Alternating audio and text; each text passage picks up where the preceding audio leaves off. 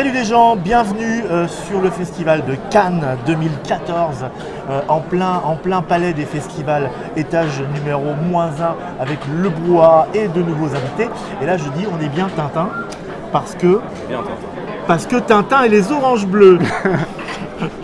Ah, celle-là, elle vient de loin, elle commence à être un peu fatiguée. Oui, parce que c'est Blue Orange que je reçois. Avec Monsieur Timothée et Monsieur Simon. C'est ça. Voilà. Et Monsieur Timothée, qui était un ancien de Jacques Thaléa, C'est ça. est devenu un nouveau de chez Blue Orange. Mais c'est pas une. Comment dire. C'est pas une. Tu t'es pas fait opérer, je veux dire. Non. En fait, si, j'ai une orange bleue qui m'a poussé en plein dans le ventre et je suis devenu Blue Orange. Toi, Simon, tu étais déjà chez Blue Orange Voilà. avant. J'ai intégré. Tu es canal historique. J'arrive à l'époque où ça devient Blue Orange. Voilà, D'accord. Bon, et vous venez nous parler de quoi? Alors, vous avez un stand ici. Voilà, on a un stand sur Cannes, effectivement, où on a deux nouveautés qui arrivent pile poil pour le festival de Cannes. Oui. Donc, Brevrat, qui a été... Brevrat. Alors, Brevrat. moi ça je connais. Ça Alors, s'appelait pas comme ça. Oui, alors on peut remarquer qu'il y a une lettre qui est particulièrement grande sur la boîte de Brevrat. C'est un R. C'est un R. Parce que R, ça dit pas forcément. Enfin, il y a des gens à qui ça va parler. Oui. C'est un jeu de Seiji Kanai. Senji Kanai, déjà, ça va parler à pas mal de monde. Ça va parler à pas mal de monde, Love Letter Et donc, notamment. ça, c'est pas un proto, si? Ah non, c'est pas un proto. Ah, on c'est est le sur vrai jeu. On est sur le vrai Vous jeu. l'avez fait alors? Ah bah oui, ça y est. Et donc là, il est disponible sur le festival. J'avais pas vu encore. Et oui, il est disponible. Autant Il est vous dire disponible. que je vais vous enchourer, hein. Bah, Donc pas tard. Avec plaisir. Avec plaisir. Donc voilà, ça c'est petite boîte, c'est quoi? 12 € allez. 10 €. 10 euros? 10 Mais €. vous exagérez carrément. Ah ouais, on est... En même temps, alors il faut dire ce qui est. C'est un jeu où il y a 16 cartes. Oui, voilà. R, il y avait 16 cartes, donc Brevrat, Brevrat, il y a 16 cartes. Et, Mais voilà. donc là, le look c'est- a été changé, mais c'est Christophe Sfal. Oui, et on tient à ajouter une chose. C'est Ah. qu'en achetant un Brevrat, certes, Il y a une vous n'avez surprise, il y a que une 16 surprise. cartes. Mais on a pensé nous, on est également fans des illustrations originales qui sont très sympas. Cela dit, il nous fallait. Je me réinstalle parce que je fais- Il nous fallait Vas-y, des illustrations un peu. Le jeu est tellement facile qu'il fallait des illustrations un peu plus. Comment dire? Un peu moins. Un peu moins ou un peu plus, voilà. Enfin bref. En tout cas, Bah, quand c'est-à-dire vous que achetez le jeu- Brevrat, le jeu était très typé Asie. voilà. Voilà. Hein, avec en plus, même Asie, c'est-à-dire il y avait une démarche d'auteur, comme on peut parler de films d'auteur. C'est quand même des jeux qui sont faits en toute petite quantité. Et donc il y a une démarche artistique souvent, en plus qui est une démarche minimaliste elle aussi, donc la plupart du temps. Et évidemment pour des problèmes de commerciaux, parce qu'il faut aussi gagner des sous quand on fait des jeux, il faut que ça passe à la fois auprès du public esthète comme nous autres, mais aussi auprès d'un public qui n'est pas habitué à cette imagerie-là. En plus, ils sont bien jolis, c'est devenu des rats, Ouais. ils sont écossais, ils ont des rats kilts, écossais, oui. donc c'est bien sympa. Alors, Mais donc, est-ce que vous savez combien il existe d'accents écossais en Écosse? alors j'avoue que non, je sens que je vais la prendre Il en d'ici existe peu. 3. Ouais. Il y a l'accent écossais de l'Ouest, Ouais, l'accent écossais de l'Est ouais. et l'accent écossais de Mel Gibson dans Braveheart. C'était le troisième que j'avais vu. Bon, Pas c'est encore une entendu blague parler. écossaise. Et Comment rebondir là-dessus? Pardon. Et donc, dans Brevrat, on a la possibilité, quand on achète le jeu, gratuitement, il faut juste nous achète nous le jeu contacter sur gratuitement Facebook. Non. Non. Alors. Là, j'ai fait une boulette. Donc, quand on achète le jeu, une fois qu'on a acheté le jeu, gratuitement, en plus d'avoir acheté le jeu, Ouais. on peut recevoir très facilement Il y a les un- 16 cartes il y a un du jeu contenu, original. il y a un C'est-à-dire que aura il y a un flyer, ça c'est Ouais. pas le vrai Ah, flyer, d'accord. mais dans tous les jeux, il y aura un flyer qui vous indiquera la démarche à suivre, qui est assez simple. En fait, il suffira d'aller sur le Facebook de Blue Orange Europe. Je précise bien Europe parce qu'il y a aussi le Blue Orange États-Unis. Et de nous envoyer un petit message en certifiant qu'on a bien acheté le jeu. On nous donne l'adresse et on envoie les 16 cartes du jeu original avec le vrai design. Pour les amoureux du design original. Il y en a qui feraient bien d'en prendre de la graine. Bravo, moi je vous dis bravo. Merci. Je suis fan absolu. Voilà une démarche. Non, c'est vrai que c'est une démarche éditoriale tellement maligne. J'ai envie de vous embrasser quasiment. Non, bon bah. Et vous n'êtes pas venu nous parler que de ça. Voilà, alors juste pour ceux qui ne connaissent pas, Brave Rat, c'est un jeu avec 16 cartes, 8 contre 8, une sorte de bataille. Tu viendras nous la montrer oui, voilà. au studio, on sera plus confortable On se pour fera, te foutre voilà. ta pâtée. Je relève le défi. C'est pas trop le malin. Battle Chip. Alors Battleship, la Battleship, c'est pas un jeu qui est inconnu pour tout le monde non plus. Qu'il est beau. C'est pas un jeu qui est inconnu pour tout le monde non plus. Battle.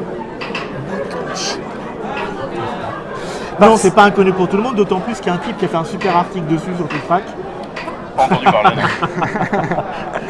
Oui, parce que Battleship, c'est lorsqu'on était encore Jacques Taléa, on avait un jeu qui s'appelait Split, qui était un jeu abstrait, qui avait une très bonne Rien à réputation. voir avec la Yougoslavie. Rien à voir, ville tout à de fait. La Split. ville de Split, tout à fait. Très belle ville. Et donc, Battleship, non, Split, pardon, avait beaucoup de succès auprès des joueurs de jeux abstraits. Je crois même que si vous allez voir sur TrickTrack, la note de Split, elle est quand même très haute, mais pas un succès Qu'est-ce que tu commercial. veux dire par Battle Sleep, là où je suis plus moi. Non, c'est Battleship, un petit jeu de mots. Ah, je me suis dit, ils prennent un tour un peu curieux. Et donc, pour ceux qui connaissent en fait Split, Ça passe à 4. Déjà. on passe à 4 joueurs. Alors qu'on jouait à deux, Et c'est ça on était, voilà, c'était 2 joueurs. Là, on est de 2 à 4 joueurs. On peut, et finalement, les règles, elles, n'ont pas bougé. Mais on a thématisé ça C'est pas de la gnognotte. et je pense qu'on ne s'est pas trop loupé sur le matos. Et pour le même prix que Split, je fais un peu mon. Non, tu déconnes. Bah si, Ah bon c'est pour le même prix que Split, Pour le même prix. on a Battleship, Donc le prix qui est combien là 25 €. 25 €. Pour un jeu en bois. Ouais. Enfin là, il est plus en bois. hein. Oui, voilà. Mais on parlait du Split. Split, Split était en bois. Battleship, voilà, il n'est plus en bois, mais il y a beaucoup de matos. Donc ça c'est quand même du jeu abstrait, mais c'est du jeu abstrait léger. Enfin c'est pas du. Ah oui, on est dans, c'est- là, on c'est est pas dans du jeu familial. Ouais. On peut y jouer détendu. Non, je vais peut-être pas quand même faire la phrase des. L'étendue du chip. Voilà, détendu du chip. Et puis il y a quand même une profondeur qui fait qu'on peut y amener un peu de réflexion et que sur quelques parties, on va découvrir quand même des stratégies intéressantes. C'est ça, Voilà. super. Donc deuxième jeu. C'est deux jeux que vous présentez? C'est les deux nouveautés qu'on exclus fait. du somme. Mais attends, il y en a un autre. Alors ça, c'est... on a La croisé plus grosse. un homme génial il y a quelques mois qui nous a dit, qui nous a présenté un jeu qu'il avait découvert peu de temps avant. Où ça? C'était sur Orléans, une ville. D'accord. Et donc, il nous a présenté un jeu qu'on a trouvé excellent, qui est un jeu de draft.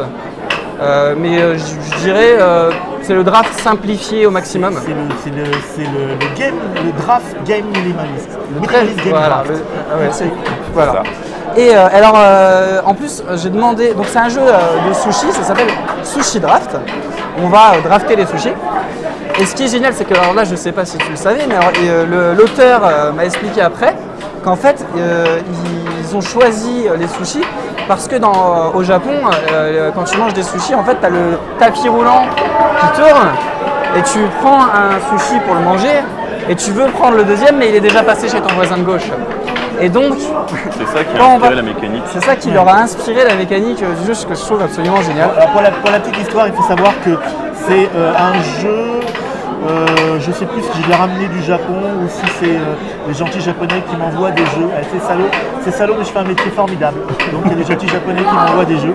Et donc bah, voilà, Timothée a découvert Sushi Draft à l'officine Trick Track. Et je lui ai dit, tu vas voir, c'est quand même vachement bien. C'est vraiment un petit jeu très rapide, c'est très familial. Et c'est vraiment que purement du draft et c'est très amusant. C'est très amusant, très simple. Vous imaginez un peu Seven Wonders sans les Seven ni les Wonders. Je sais Mais pas avec si des c'est sushis. très parlant ce que je dis. Si, je suis sûr que tout le monde a compris. Donc, Cela voilà. dit, les gens qui habitent dans les Cévennes peuvent quand même jouer. Et donc là, alors moi je suis assez content, parce que je suis un peu difficile. Mais, ou alors chez Blue Orange, ils ont pris plein de bicos, allez savoir. Ils ont redesigné le jeu, et en fait il se trouve que sur Sushi Draft, alors Sushi Draft, au départ au Japon, c'est dans une petite boîte en plastique qui ressemble à une boîte de nourriture, avec même des petits décors de sushi en plastique à l'intérieur.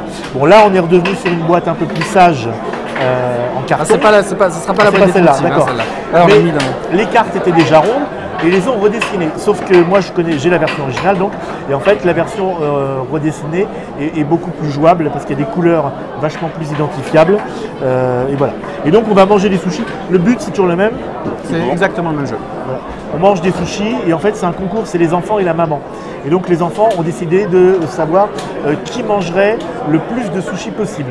Et la maman, comme c'est une maman qui est tout à fait raisonnable, elle dit non. Le meilleur, c'est celui qui mangera le plus de sushis variés parce qu'il faut manger tout quand on est un grand garçon. Voilà. Et donc dans le jeu, on va marquer des points en mangeant le plus du même sushi ou en mangeant le plus de sushis différents, ce qui évidemment va complètement changer le jeu et être plus ou moins risqué. Et voilà. C'est ça. Mais ça on en reparlera, on le montrera aussi. Oui, oui. Donc ça n'existe pas encore. Non, ça c'est. Là, c'est prévu- disponible en test sur le stand. C'est disponible en test sur le stand. Donc prototype jouable. Prototype jouable et ça devrait sortir. Alors, on s'avance jamais trop, mais aux alentours de juin Donc, 2014. ça sort bientôt là. Ah ça, oui, ça c'est Ça, c'est tout disponible bientôt, en tout bientôt. boutique. Ça c'est Mi-avril. disponible en boutique. Ouais, Mi-avril. Hein, combien? Pour mi-avril. Un mi-avril, je pensais que Bref, c'était déjà disponible. ouais, D'accord. peut-être. Et puis ça alors Ça donc aux alentours de juin pour ce jeu. juin, donc début de l'été pour C'est ça. manger des sushis. Bon, et alors bon, puisque vous êtes là, je vais vous coincer un peu.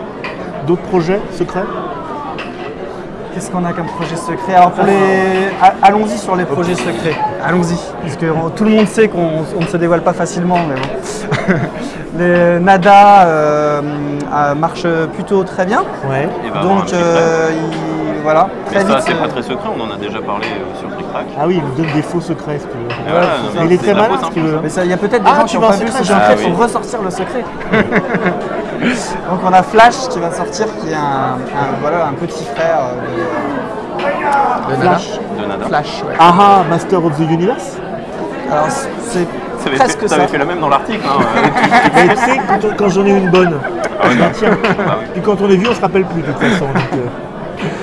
Donc, Flash, c'est un jeu, moi je dirais que c'est un jeu sonore, parce qu'en fait on y joue à 6, on a plein de dés dans les mains, et on fait 1, 2, 3, on doit faire des combinaisons, et donc on lance chacun ses 6 dés, crac, crac, crac, jusqu'à arriver à la combinaison. Du Yahtzee Et dès qu'il y en a un, il crie Flash, il chope le jeton avec le plus haut score.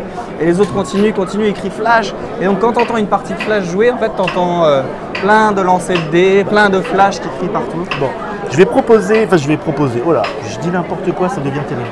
Je vais profiter de vous, Oui. que vous soyez là, vous avez fait la gentillesse de venir, pour vous poser une autre question. Blue Orange, c'est une société qui existe déjà depuis un certain temps, qui a été créée par un jeune Normand bien fait de sa personne, Oui. mais qui a connu surtout le succès aux États-Unis. Oui. Et donc qui est un des premiers à avoir senti, on va dire, le marché américain gigantesque du party game, qui revient en France un peu avec ça. Et Jacques Taléa, c'est quand même un peu des jeux pour un télo, À la base, ouais. à la base. Hein. Des jeux où il n'y a pas de thème, ni de nains, ni d'elfes, ni de... quoique ça a changé un petit peu. Et donc, comment s'est passé ce mariage? C'est-à-dire que qu'est-ce qui fait le lien entre les amateurs de pure party games à l'américaine, c'est-à-dire des jeux très simples, ce qui n'est pas toujours le cas ici, hein, et le jeu esthète, quasiment. Non seulement c'était des jeux pour un télo, mais c'était des jeux dont la façon de fabriquer était déjà des manières, je me rappelle, des trucs en cuir, Ah, alors on a beaucoup plus à la base d'atomes crochus que ce qu'on pourrait croire. Parce que par exemple, Blue Orange, historiquement, c'est Gobelet. Parce que Thierry c'est Denois a Thierry inventé Denois, ouais. Gobelet, et c'est le premier jeu qu'ils ont lancé aux États-Unis, avec lequel ils ont fait un succès tout de suite. Donc, et Gobelet, qu'est-ce que c'est finalement? C'est un vrai, jeu c'est abstrait vrai, aux cette règles. histoire de poignée de porte que j'ai entendue. Tout Tout à fait. Il faut raconter ça, parce que c'est vraiment merveilleux. Une anecdote, on va vous raconter une anecdote. Alors, je ne sais pas quelle est l'anecdote exacte, Le moment Père Castor.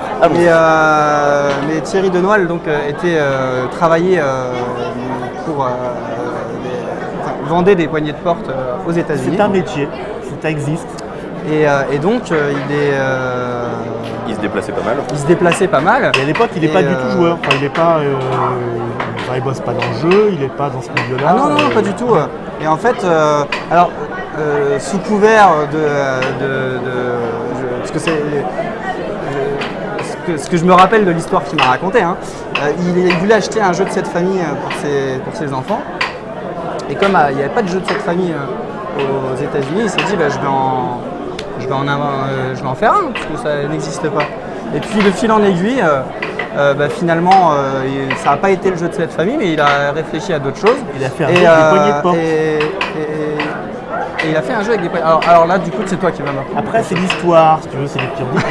Non seulement il a fait un jeu comme ça à partir de ça, et des écrous et des trucs comme ça qu'il a bricolé, et en plus, ils ont trouvé ça génial et il a commencé à les vendre. D'accord. Et ce serait comme ça qu'il s'est mis à vendre des jeux de société.